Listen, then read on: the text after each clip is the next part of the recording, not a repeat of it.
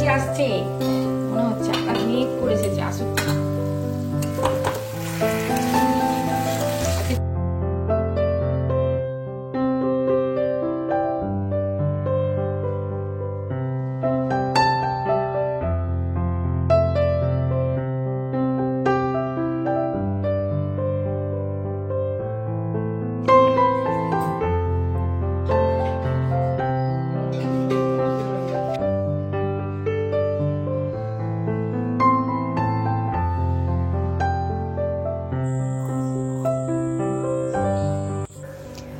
সুপ্রভাত বন্ধুরা, কেমন আছো সবাই? বংশ্রাবণীর নতুন একটা ব্লগে তোমাদের সকলকে স্বাগত। আজ হচ্ছে রবিবারের ব্লগটা তৈরি করাই ছিল, কিন্তু এডিট করা হয়নি আর তোমাদেরকে দেওয়া হয়নি। সেদিনকে একটু কাজে ফেঁসে গেছিলাম, ওই যে একদিন দিলাম না ভিডিও, সেই দিনকার ভিডিও হচ্ছে এটা। আজকে হচ্ছে রবিবার সকালবেলা উঠে একটুখানি সানডে আমেজ নিয়ে আমি, প্রভু, মাসিমণি, বৌদিও যোগ দিয়েছিল আজকে, জানো।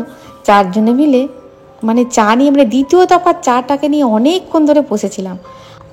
কুচুম বসেছিল পড়তে, ওর ঘরটা একটুখানি পরিষ্কার করা বাকি আছে।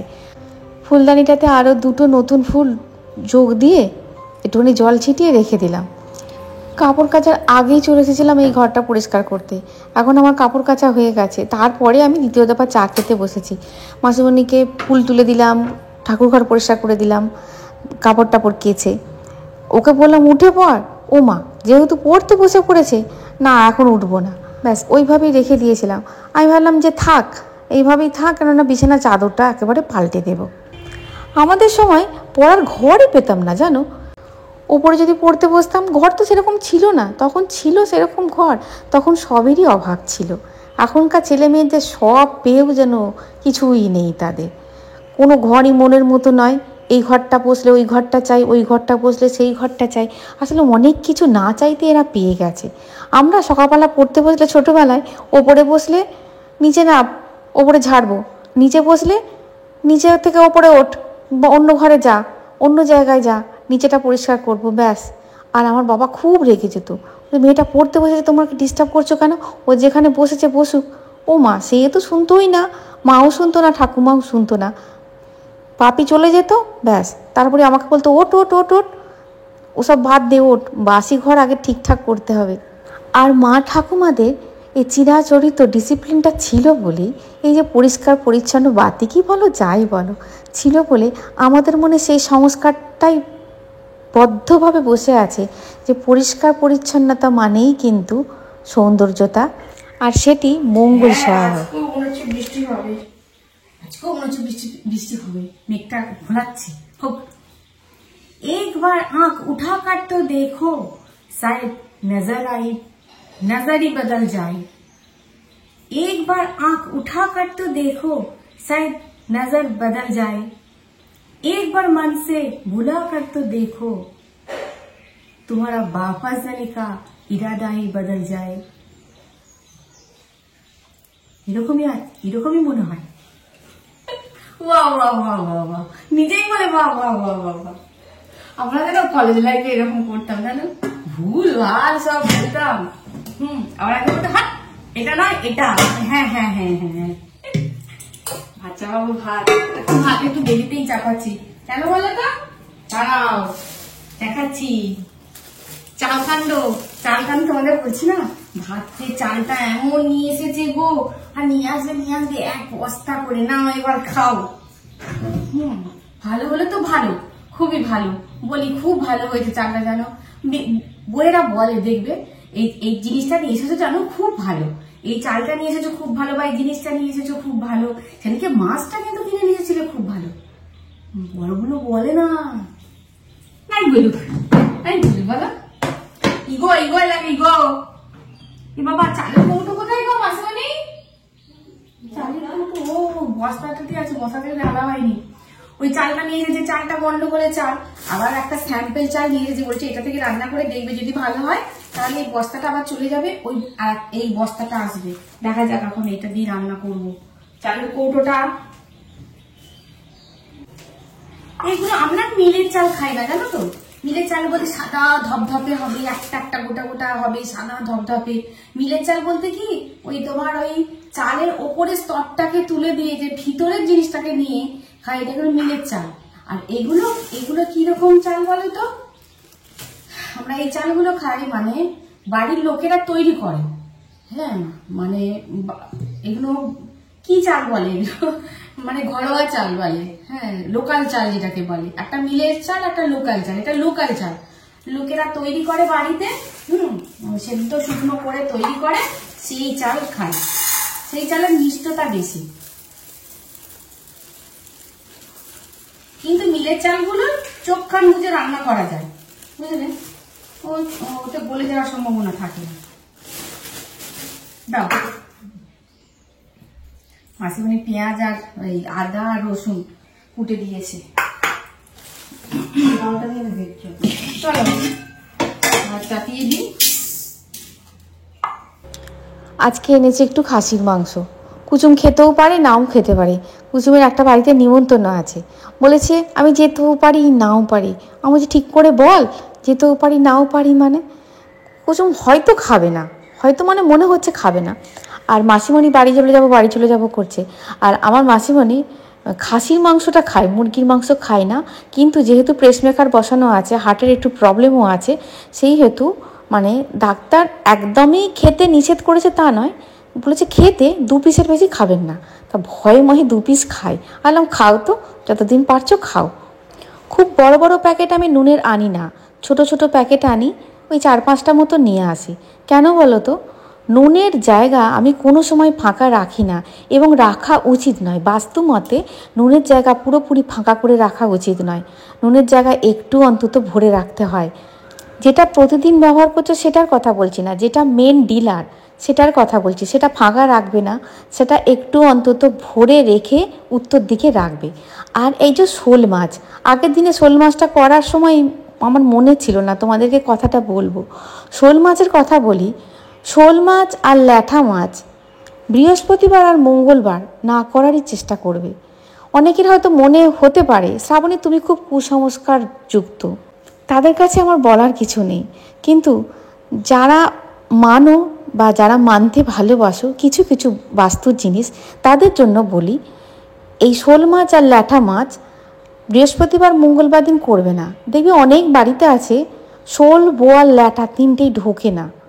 এই জিনিসটা আমি খুব ভালো জায়গা থেকে জেনেছি, এবং তিনি কারোর কোনো দিন ক্ষতি করেননি। এবং যা যা বলেছেন, যা যা বলেছেন আমাকে, সবটা তো আমার জীবনে কাজে লেগেছে। এবং আমি যাদের যাদের বলেছি তারা যদি নিষ্ঠা করে করেছে, তাদেরও জীবনে কাজে লেগেছে। তাই আমি যেটুকু ভালো জানি তোমাদেরকে আমি জানানোর চেষ্টা করি। তোমরা নিলেও নিতে পারো, না নিলেও না নিতে পারো, কিন্তু আমি জানাতেই থাকবো। তোমরা দৈব ওষুধের নাম শুনেছ? আমি তো শুনেছি, এবং আমি চাক্ষুষ দেখেছি, আমার হাত দিয়েই হয়েছে। আমি এক জায়গা থেকে, আমার একটা বান্ধবীও বলতে পারো, বোনও বলতে পারো, আমার থেকে বয়সে ছোট, তোমরা হয়তো তাকে দেখেছো। সে না ভীষণ পরিমাণে অর্শের সমস্যায় ভুগত। তা আমাকে একদিন মানে কেঁদে ফেলেই বলছে, শ্রাবণীতে আমি খুব কষ্ট পাচ্ছি জানো, আমার না খুব কষ্ট লাগলো। আমি ওকে একটা ওষুধ এনে দিয়েছিলাম এক জায়গা থেকে। দেখো ওষুধটা নিয়ে এলাম তো, তার 3-4 মাসের মধ্যেই আরও 2-3 জন জানতে চেয়েছিলাম, আমি বলেছিলাম, তাদেরও কাজ হয়েছিল। আর তার তো কাজ হয়েই ছিল, তার ওঠার ক্ষমতা ছিল না। আমি নিজে গিয়ে ওষুধটা এনেছিলাম, আর আমি 2-3 জনকে বলেওছিলাম। দেখো ঠিক 6 মাসের মধ্যেই না ওই ব্যক্তিটি মারা যায়, এবং তার ছেলে দিতে আরম্ভ করে তারপরে। কিন্তু তারপরে অনেকে গেছে বলছে ওই ওষুধে আর কাজ হচ্ছে না। মানে অনেকের মুখে ওর মানে ওই যে ভদ্রলোক, যে আসল ভদ্রলোক, উনি মারা যাওয়ার পর ওনার ছেলে যখন দিতে আরম্ভ করলো, তখন নাকি ওষুধে কাজ হয়নি। কিন্তু উনি বেঁচে থাকতে যতজনকেই ওষুধ দিয়েছেন, আর যারা ঠিকঠাকভাবে মেনে খেয়েছে, তাদের কিন্তু ওষুধে কাজ হয়েছে। এবং ওইখানে ওষুধের মানে রেস্ট্রিকশানই ছিল যে শ্রাদ্ধ বাড়ি খাওয়া যাবে না, কাঁচকলা খাওয়া যাবে না, আর শোল মাছ, ল্যাঠা মাছ খাওয়া যাবে না। আমার বান্ধবীটি ভালো হয়ে গেছে জানো, কিন্তু দুঃখের বিষয় তারপরে পরে যারা গেছে তাদের আর ওষুধে কোনো কাজ হয়নি। হয়তো ওই ব্যক্তিটা এমন ধরনের ছিলেন, মানে দৈব ব্যাপারটা উনি জানতেন, এবং তার উপর একটা কৃপা দৃষ্টি ছিল। মানে ওইখানে দুর্গা পুজো হতো, মানে উনি দুর্গা পুজো করতেন। মায়ের একটা কৃপাদৃষ্টি ছিল, কৃপাদৃষ্টি কিন্তু সবাইকার ওপর থাকে না, হয়তো তার ছেলে সেরকমভাবে মানতে পারেনি বা সেই রকম নয়, তাই হয়তো সেই ওষুধটা আর কাজ করলো না, ওইখানেই শেষ হয়ে গেল। আমি তো শোল মাছ খাই না, প্রভু খাবে, প্রভু আবার খাসির মাংস খাবে না, ওর কাছে খাসির মাংস থেকেও শোল মাছ নাকি প্রিয়। আমাকে যেমন যেমনভাবে রান্না করতে বলেছে আমি ঠিক তেমনভাবেই রান্না করছি। ওই যেমন মাছের কালিয়া করে ঠিক তেমনভাবেই করছি, আদা পেঁয়াজ রসুন সব দিয়েছি, কষে নিয়েছি, টমেটো পিউরি দিয়েছি, সব দিয়ে কষে নিয়ে তারপরে তোমার রান্না করছি। আর 2-3টে চেরা কাঁচা লঙ্কা দিয়ে দিয়েছি। বলেছে মাছের কালিয়ার মতন করবে, কিন্তু খুব বেশি তেল দেবে না। আমি বলছি ওমা, মাছের কালিয়ার মতন খাবে, আবার খুব বেশি তেল দেবো না, কী করে করবো? বলে তা জানি না, মাছের কালিয়ার মতন করবে। আমি বলছি আচ্ছা ঠিক আছে, আমার যতখানি স্কিল আছে আমি ততটুকু স্কিল দিয়েই তোমাকে রান্না করে দিচ্ছি, তবে আশা করছি খারাপ হবে না। আর এদিকে চর্বিও দিয়েছে আজকে অনেকটা, মানে চর্বি দিতে বলেছে, আমি একটু চর্বি খেতে ভালোবাসি বলে লোকটা দিয়ে দিয়েছে অনেকটা। সেই নিয়ে আমার খেচাখেচি হয়েছে, তুমি এতখানি চর্বি দিলে কেন? আর লোকটার সঙ্গে, লোকটা ভালোই মাংস দেয় জানো, যতবার যাবে মাংস নিয়ে আসতে ততবার লোকটার সঙ্গে ঝগড়া করে আসবে আর বাড়িতে এসে কচকচ করে। মনে হচ্ছে আকাশ মেঘ করে এসেছে, আসুক। আজকে চর্বিটা একটু বেশিই দিয়ে ফেলেছে।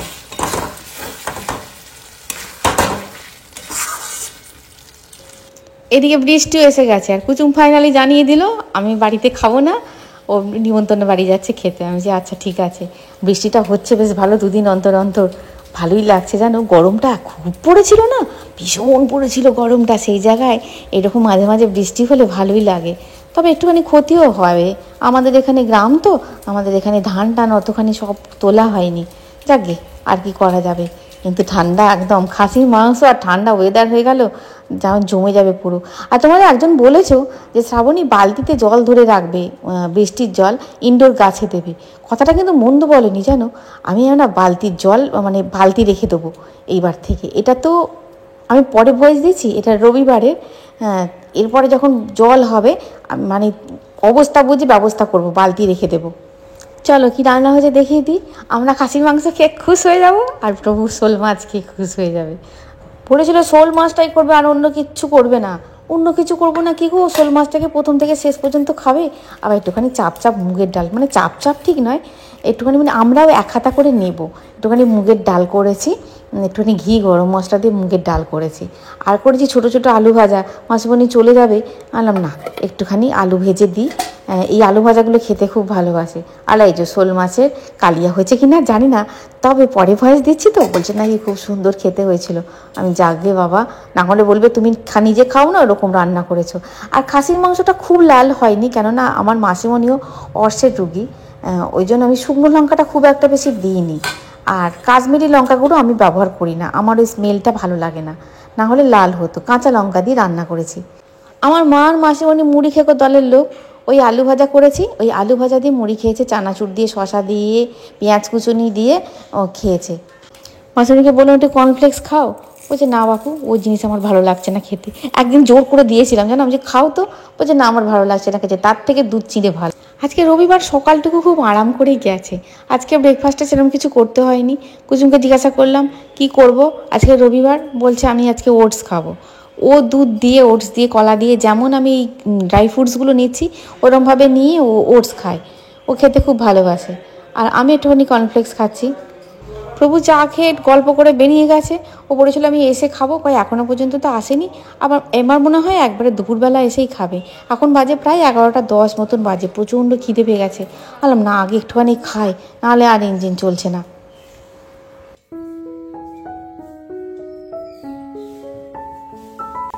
খেতে বসে পা দুলানো বা এমনি পা দুলানো মেয়েদের ক্ষেত্রে কিন্তু অশোভন, এটা পাবলিকলি, কিন্তু ঘরে বসে দুলবে বন্ধুরা। আমি তোমাদের বলছি অনেকটা হাঁটুর কাজ হয়। আমাকে একজন বড় ডাক্তার বলেছিলেন, আমাকে বলেননি, মানে আমি দেখাতে গেছিলাম একজনকে, মানে বলতে শুনেছি ওনার হাঁটুর সমস্যা ছিল। বললাম তাই, উনি এটা বললেন হ্যাঁ বসে বসে পাটা তুলবেন। তোমাদের বলেছিলাম না আমার কোমরের সমস্যা ছিল, আমি অনেক ডাক্তার দেখিয়েছি, তখন থেকে কিন্তু আমিও ওই মাঝে মাঝে পা দুলোই। হ্যাঁ তবে পাবলিকলি অশোভন, এটা শুধু তোমাদের দেখাবো বলেই আমি ধুলোলাম পাটা, কিন্তু আমি খেতে বসে ধুলোই, সময় কোথায়, অত তো সময় দেবে না সংসার আলাদা করে বসে বসে পা ধুলোনোর। শুভ সন্ধ্যা বন্ধুরা, সন্ধ্যা হয়ে গেছে, সন্ধ্যা দিয়ে দিয়েছি। দিনের বেলা আমি কোনোদিন ধুনো দিই না, আর ধুনোর কার্যকারিতা বিশেষত কিন্তু সন্ধ্যাবেলাতেই হয়। ধুনোর কার্যকারিতা বেশি হয় কিন্তু সন্ধ্যাবেলায়, তাই সন্ধ্যাবেলাতেই আমি ধুনো দেওয়ার চেষ্টা করি। হ্যাঁ, হয়তো রেগুলার আমি দিতে পারি না, এটা মিথ্যে কথা বলা হবে যে আমি রেগুলার দিই, কিন্তু সপ্তাহে 4 থেকে 5টা দিন আমি অবশ্যই দিই। এবং এই ধুনো দিয়ে কাজ হচ্ছে, ধুনোর ভিডিও আমি তোমাদের দেবো বলেছি, অবশ্যই দেবো। ধুনোর ভিডিওটা তৈরি করতে আমার একটুখানি সময় লাগছে। সংসারে এমন জিনিস আছে, এমন কতগুলো জিনিস আছে যেগুলো মানলে কোনো দিন ক্ষতি হতে পারে না, ক্ষতি হতেই পারে না। এই জিনিসগুলো যুক্তি তর্কের অনেক ঊর্ধ্বে, অনেক। আর আমরা কতটুকু মানি, নন বেঙ্গলিরা যা মানে না, তোমরা চিন্তা করতে পারবে না যে স্ট্রিক্টলি মানে ওরা।